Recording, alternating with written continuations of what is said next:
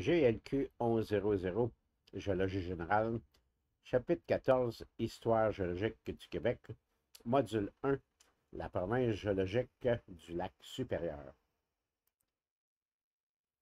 La province géologique du lac supérieur s'est formée par un assemblage de terrains géologiques qui ont longuement dérivé sur le dos de plaques tectoniques avant de venir s'agglutiner les uns contre les autres pour former le premier noyau des roches continentales de l'Amérique du Nord.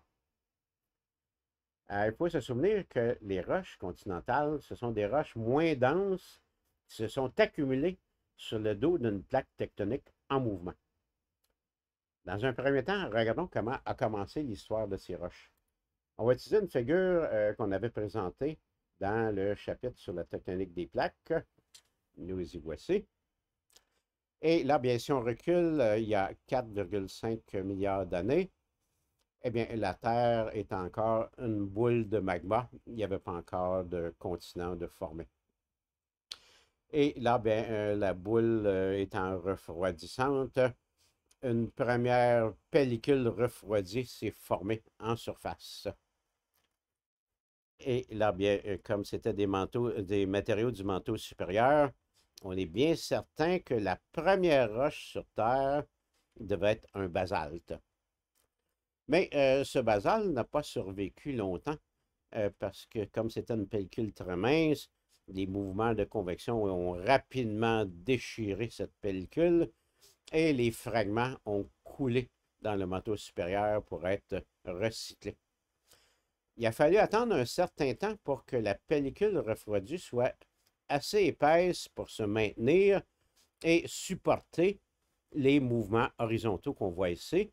Et à partir du moment où c'était le cas, on peut dire que la tectonique des plaques vient de commencer. Maintenant, la chose la plus importante pour la suite des événements, c'est le volcanisme de subduction qu'on voit ici. On a une plaque qui a une composition de basalte qui commence à s'enfoncer dans le manteau. La température monte progressivement et on comprend que les minéraux dont le point de fusion est le plus bas vont fondre en premier. Donc, on va avoir un magma secondaire qui va se former ici, qui va avoir une composition différente du magma principal, qui est le magma du manteau supérieur. Le magma secondaire que voici va être enrichi en silicium et en aluminium, mais appauvri en magnésium et en fer. Et là, ben, les éruptions volcaniques qui vont s'en suivre, ça va former les premières terres émergées sur Terre. Ça va donner des roches qu'on va appeler des andésites et des rhyolites. Donc, le rebord de la plaque chevauchante ici va se couvrir de cônes volcaniques qui vont être formés d'andésites et de rhyolites principalement. Cette plaque chevauchante, un jour, va elle-même être tirée vers une zone de subduction. Imaginons que cette zone de subduction est maintenant allongée perpendiculaire au dessin qu'on présente ici. Donc, cette plaque va être tirée vers la zone de subduction. Le premier cône que voici va se buter contre la zone de subduction. Comme ce sont des roches moins denses, eh bien, ça va demeurer en surface et ça va se faire déraciner de la plaque qui les porte. Et là, bien, le second cône va se joindre, le suivant, et on va se retrouver avec un amas de cônes volcaniques agglutinés les uns contre les autres, sur le rebord de la plaque tectonique chevauchante toujours. On peut déjà parler de terrane à ce moment-là. Cette terrane, qui est formée d'un cône volcanique agglutiné les uns contre les autres, là, va un jour être elle-même tirée vers une nouvelle zone de subduction. Et là, ben, c'est la même chose qui va se produire. Les matériaux de moindre densité vont demeurer en surface, vont d'abord remplir la fosse de subduction et sous la poussée vont se faire chevaucher sur la plaque chevauchante. Et le processus va se continuer. On va former des amas toujours de plus en plus vastes.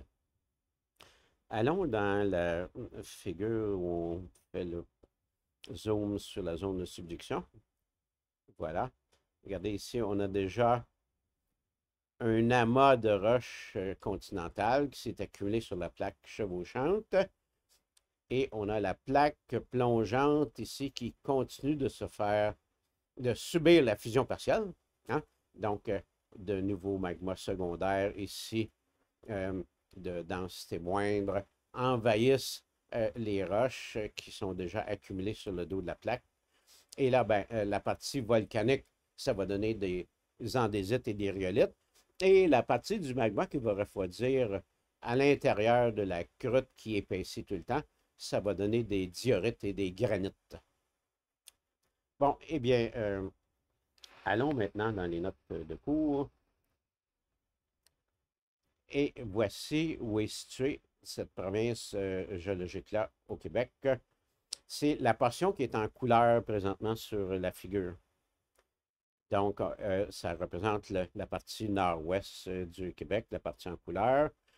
Le reste du dessin, c'est juste pour le repérage géographique. Ce sont des terres qui n'existent pas encore. Donc, le premier noyau continental, le voici. Et on remarque déjà à cette échelle qu'il y a comme un grain d'allongement est-ouest dans cette première province géologique-là. On va le voir mieux sur la figure suivante. J'ai une figure qui est tirée d'une publication de la Commission géologique. La voici. Et là, bien, on voit le prolongement de la province géologique du supérieur qu'on voyait pour le Québec seulement, cette portion-là. Son prolongement en Ontario et au Manitoba, et ainsi que dans le nord des États-Unis. Et là, bien, on voit des grandes bandes d'allongement est-ouest ici. Les bandes en rose, ça représente des roches qui ont une composition granitique. Hein, ce sont des gneiss granitiques, la composition moyenne, là. Et on a des bandes vertes. Les bandes vertes, qu'on appelle des ceintures de roches vertes, ce sont des lambeaux de plancher océanique. Et le jaune, ça représente des roches métasédimentaires. Comment cette structure-là s'est produite? Eh bien, on pense bien que pendant une longue durée, par rapport à l'orientation actuelle, toujours là, on a une zone de subduction qui a bordé cette accumulation-là ici, qui a tiré des terrains les uns après les autres.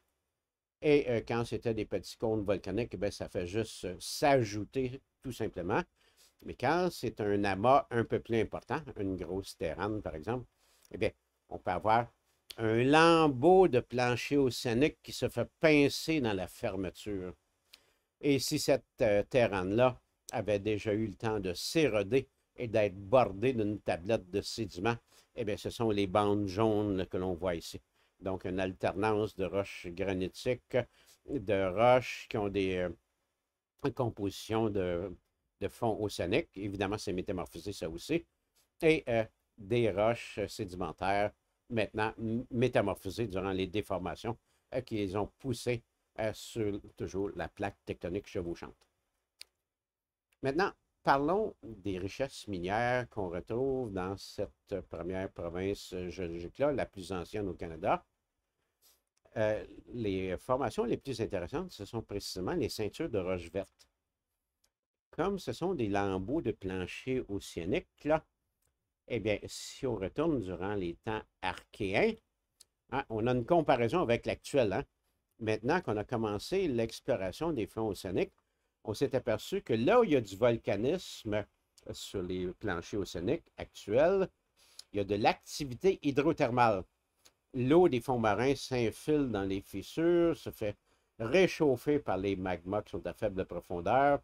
Ça dissout des minéraux qui sont en faible teneur dans ces roches-là. Et ça remonte en surface, les précipiter dans les fonds marins, et ça forme des structures en forme de cheminées, des cheminées de sulfure massif. Eh bien, on retrouve dans les ceintures de roches vertes que voici, des structures semblables. La bande verte que voici correspond à l'Abitibi. Eh bien, c'est la principale région minière du Québec. On retrouve des mines de sulfure massif et la structure qu'on observe est tout à fait analogue à celle des cheminées qui se forment actuellement dans les fonds marins.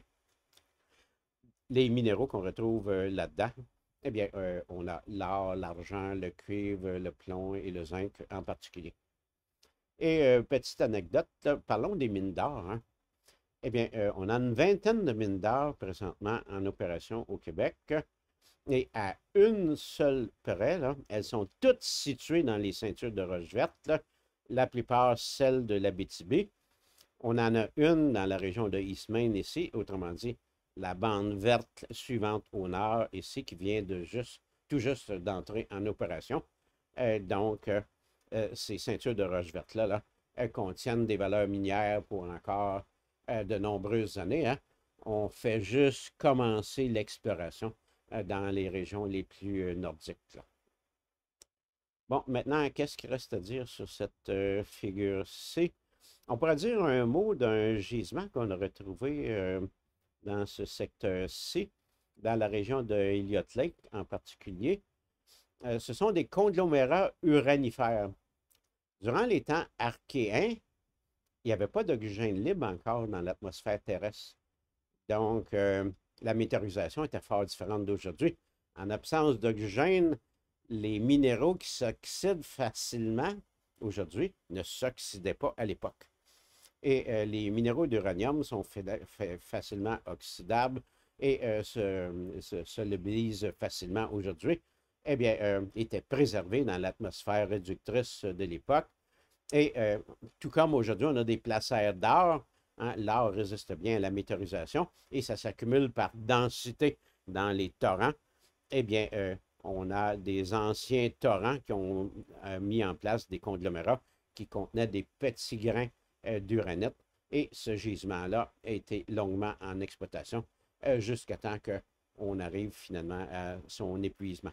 La mine n'est maintenant plus en opération. Qu'est-ce qu'il reste à dire sur cette province-là? On pourrait parler de la petite étoile que voici. Ça localise un petit village nordique et c'est précisément là qu'on a retrouvé les plus vieilles roches sur Terre. Ce sont des roches qui ont voyagé très longtemps sur le globe terrestre, hein. Ces roches sont datées de 4,38 milliards d'années, c'est-à-dire à peine 200 millions d'années plus jeunes que l'âge de la Terre elle-même. Et l'assemblage de la province du supérieur, eh bien, comme on a dit, ça s'est formé entre 2,7 et 1,6 milliards d'années. Donc, ça a voyagé sur des terranes pendant plusieurs milliards d'années avant de s'assembler dans la vaste mosaïque là, qui forme cette province-là et à cet endroit-là. Et qu'est-ce que ça a de l'air? Bon, eh bien, je vous montre la photo.